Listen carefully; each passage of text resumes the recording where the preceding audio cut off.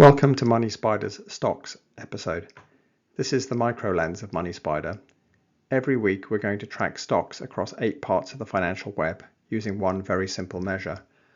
Where does each stock sit against its own historical high? This isn't a valuation measure. A stock near its high isn't necessarily expensive. A stock far below it isn't necessarily cheap. We're looking for something different. Where is price strength actually showing up? Where is it absent? And over time, where is that changing?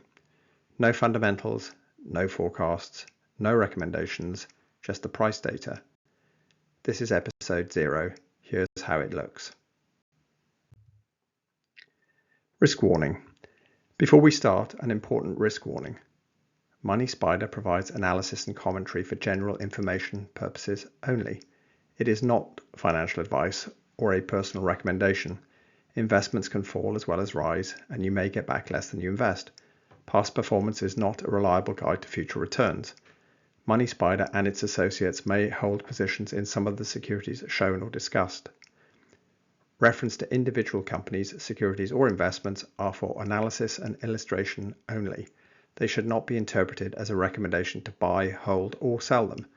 Nothing presented by MoneySpider constitutes an offer or solicitation to buy or sell any security. The content is general in nature, it isn't tailored to your circumstances, and reflects my own research, opinions, and the information available at the time of publication. Although I use sources I believe to be reliable, accuracy and completeness cannot be guaranteed. Errors and omissions are possible. You are responsible for your own investment decisions and should consider your individual circumstances and, where appropriate, seek professional advice. With that said, let's look at the data.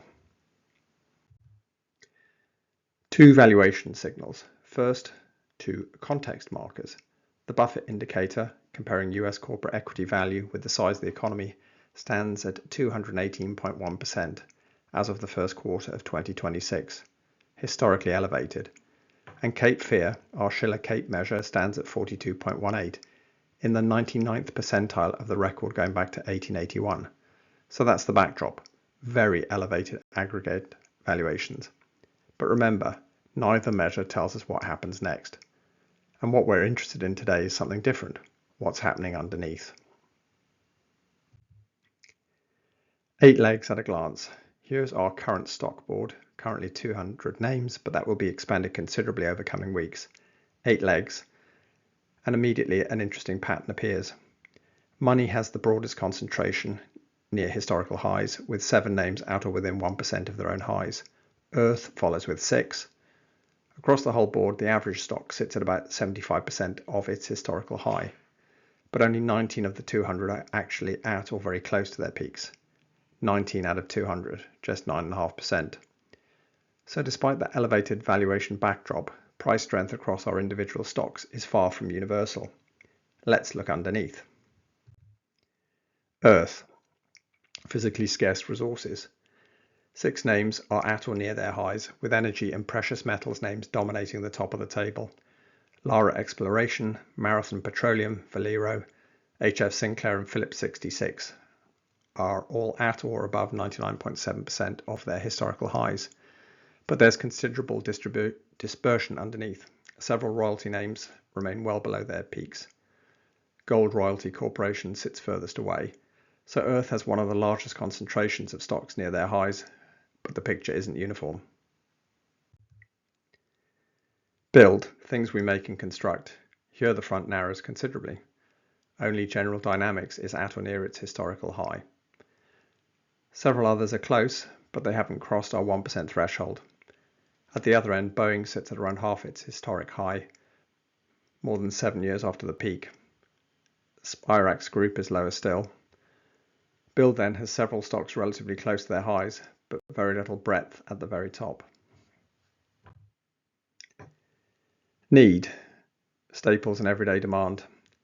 Only one name is at or near its historical high, Lotus Bakeries, and the spread underneath is striking.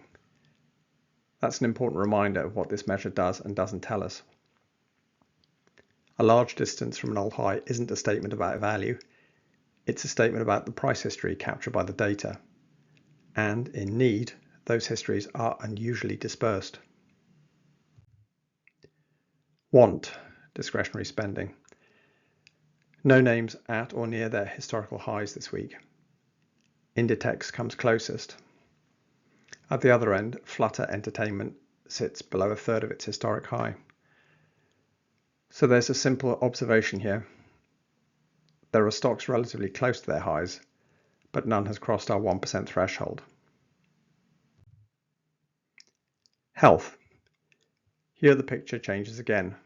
4 names are at or near their historical highs: Johnson & Johnson, Amgen, Merck and Eli Lilly. That's considerably broader than we saw in build, need or want. At the other end, Novo Nordisk sits at around a third of its own high, a little over 2 years after setting it.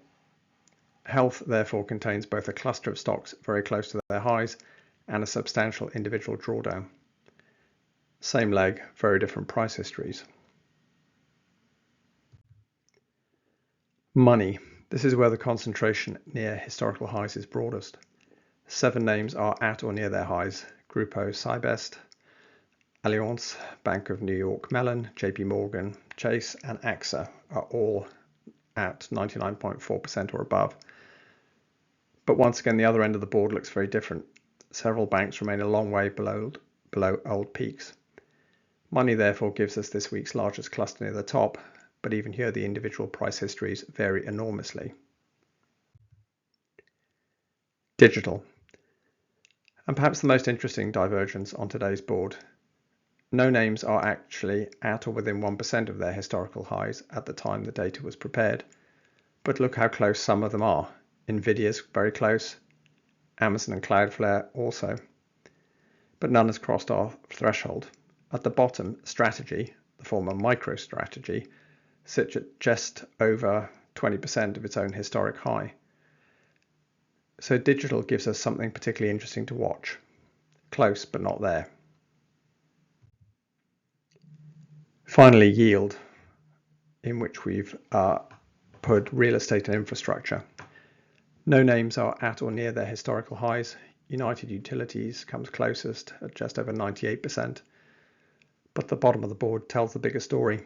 It's dominated by UK REITs, sitting a very long way below their old peaks. Yield therefore has one name relatively close to its high, but across the leg, the distance from previous peaks remains substantial. And that's our first full board. 200 stocks, 8 legs, 19 at or near their own historical highs, just 9.5%. Against a backdrop of historically elevated US market valuations, that's perhaps the most interesting observation from episode 0. The market can look expensive from 30,000 feet, while price strength underneath remains surprisingly selective. But this is only our starting point, because from next week we get something more useful than a snapshot. We get movement. Who joins the highs, who falls away, which legs move closer, which move further away, and where does the pattern begin to change? That's what MoneySpider Stocks is going to watch. Systems matter, systems leave signals. Until next week, keep watching the web.